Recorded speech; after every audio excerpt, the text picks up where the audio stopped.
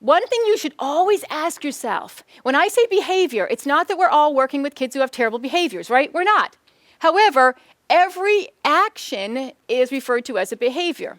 Kids don't do their work, kids sleep, kids swear, kids tantrum, kids go under the desk, knock over chairs, vocalizing, saying no, hitting or hurting themselves, all right? Depending upon the population of kids you work with, those are behaviors. One of the things you got to remember is that behaviors are symptoms. Keep that in your head. They're symptoms. They are the things that we can see that should light up our brains and make us say, what's the function of that? What are they getting from it? What's the function? What are they getting from it? Every single one of you in this room has behaviors every day. You all demonstrate behaviors. Some of you came here early today. Why did you come here early? What was the function? To get the seat you wanted.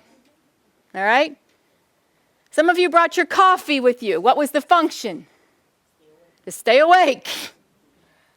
Every behavior serves a function. Some of you set an alarm last night so you could get up on time. I always set 2 alarms because I'm a little paranoid. Every behavior. So we're not necessarily talking about bad behaviors. We're talking about, in general, what human beings do. So you've got to have a function behind that. So when kids do something outrageous or something weird, you're like, what's the function of that? What are you getting from that?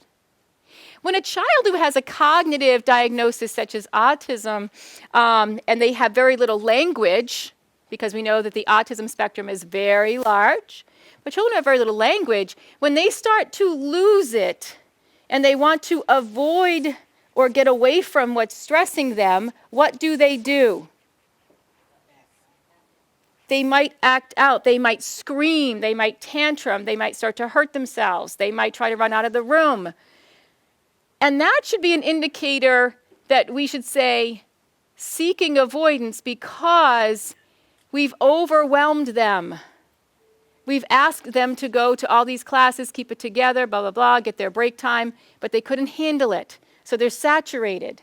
They don't have the ability to say to us, and here's the kicker, very few of our kids have the ability to say to us, ma'am, sir, my cognitive memory right now is really stressed. I'm having a hard time with all of this sensory stuff that's come at me today. It's a little bit cold out. Some things happened, whatever. So if you could just give me some coping skills prior to when this happens to me, I will do less throwing of chairs and I will use more coping skills. They don't say that to us. If that's happened to you, then congratulations, you've done your job.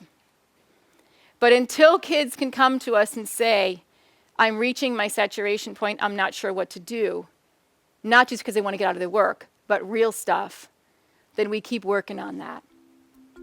These behaviors are all indicators. Thanks for watching, and I hope you found this video helpful.